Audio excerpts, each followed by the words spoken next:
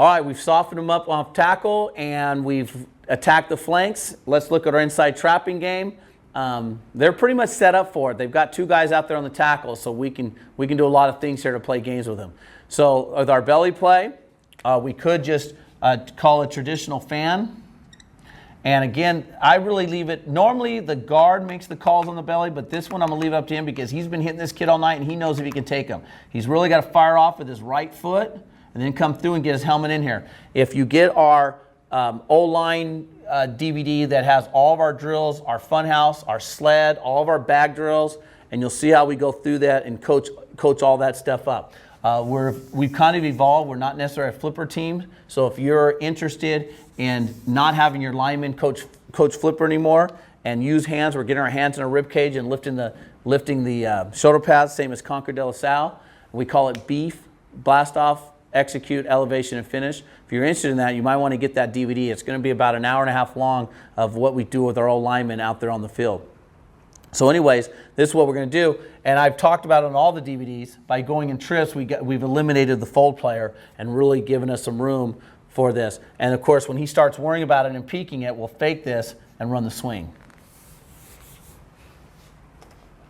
There's our guard trap, pretty traditional, no big deal there. 32 on. If we feel like we're stronger than them, we'll get our helmets inside and we just do whatever we can, and basically the tailback reads the block of the nose guard. And this is just where we think we're getting off the ball faster than them. We're a real high tempo team. And so what we do is we kind of wear teams down. And so usually in the 3rd or 4th quarter, if it's a team that's not conditioned well, or they've got a lot of 2-way starters, or they haven't been doing their job in the weight room, we'll just kind of finish the game off with this and just really send a message that we work harder in the weight room. Belly wham, I've talked about this earlier. We had a belly wham play with the tight end. Here's belly wham with the tackle. So that's all the wham is it's wham for us is a fold on the play side, because normally we're folding on the back side. So like if we said 34 belly, that's normally a fold for us. Well, when we want to fold on the play side, we call it wham. When we want to fold on the play side, we call it wham. So that's a good play too. Then, hey, then you can go belly wham follow. Your tailback can go up, right? And now your quarterback here pauses, and then your quarterback hits it pretty hard. You got to really make sure that you get a good block there and get the helmet over here in his back. So he's not going to go ear hole to pecker. He's going to get his helmet in the back, and hopefully this kid's coming upfield. We normally run veer away from the tight end side, but because of everything we've been doing, they're going to shift to the tight end. We run veer at the 1 tech. So here's veer to the tight end side. Here's veer away from the tight end. They've stayed in their stack, so we'll run veer away. We probably are going to keep it on this because this kid's probably pinching hard and it's going to make the tackle. So if we know that they're doing that, we'll make our arc or crack call, arc, load, or crack call, and get the blockers here knowing that the quarterback's going to keep it. So here's our load call. And then the change here is if he's reading steps, we can arc release out here like this and get him on this backer and get him on this backer and be really good on the veer. So there's a couple of wrinkles there we do on the perimeter, especially if we know the quarterback's going to keep the ball. And if we've been cracking, there's our crack pass. And let's go out to the practice field and look at some game film of our inside running game against the 34 defense. Okay, coaches, we're going to run a 33 belly. If our tackle can handle this, then we're going to run this all night long. He's going to get his helmet inside and just drive him off. If they're pinching, giving us problems, then you can wash it down and we'll do the cross block and kick this guy out and bounce it out a little bit. Another thing is we can put the tight end in, which will force him to reduce down in the gap, which is definitely a queen or a cross block. Right now, we're just going to fan it. Here we go, guys. Rip 33 belly with an ace block. Whoa. Nice job. Hustle on the ball. Okay, now we're going to go with the Liz motion. Liz motion, coaches, and go 32G. There is a nose guard. Your tailback's going to be tempted to kind of veer off. He can't.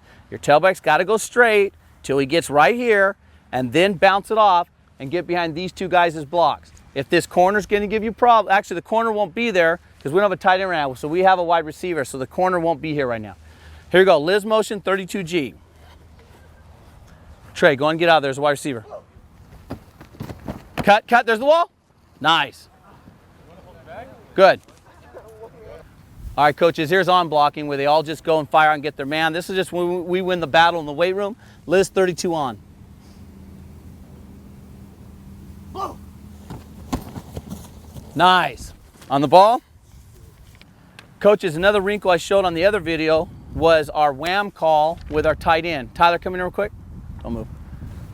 Earlier in the video, I showed you a call where, slide out, where the tackle can block out and we bring our tight end. Go ahead, tackle. And we bring our tight end and come up, and that's what we do against a 30 stack team. Okay, Tyler, going out.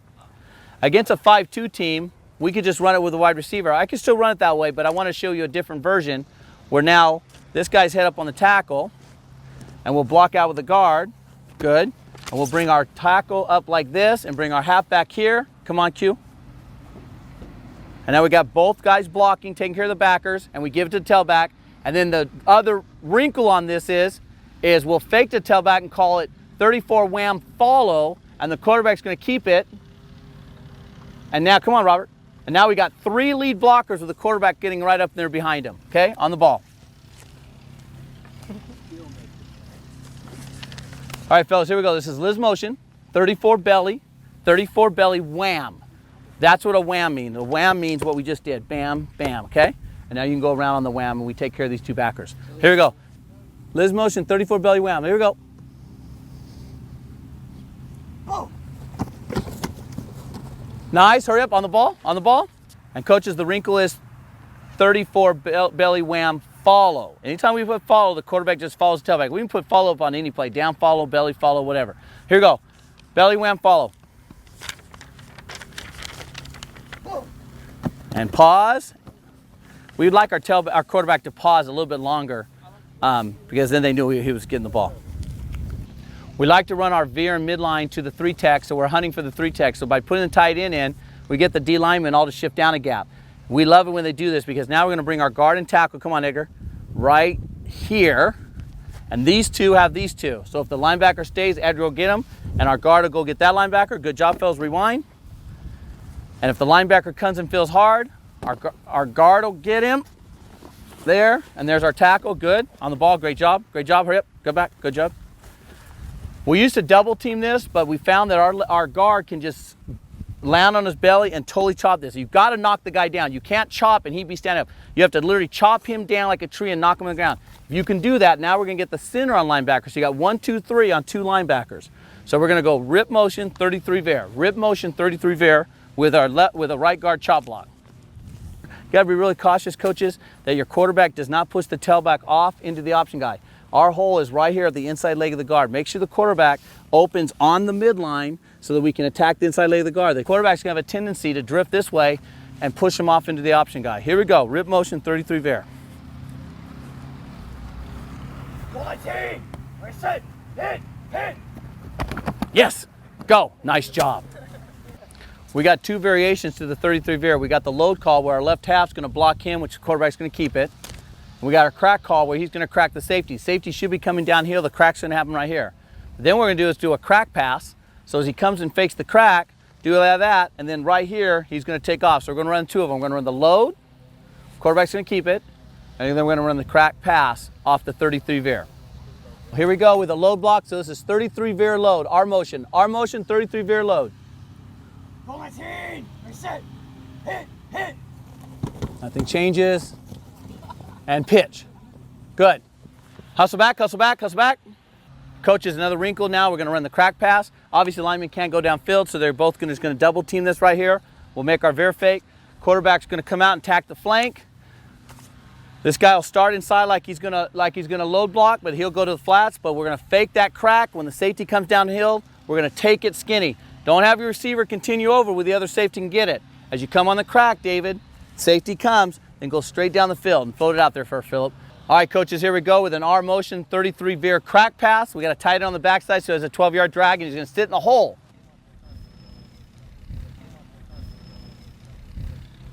Go my team, reset. Nice. Okay, here's some clips of how we attack the inside of a 3-4 or a 5-2 defense. Okay, here's 34 belly with an ace or fan block, and we're going to insert the wing back into that. It's to give you a perspective of the quarterback reverse pivoting. Here's Madera High School, their quarterback's opening pivoting, and you're going to see a cross block on the belly. So you're going to see two different versions of the exact same play against the same defense.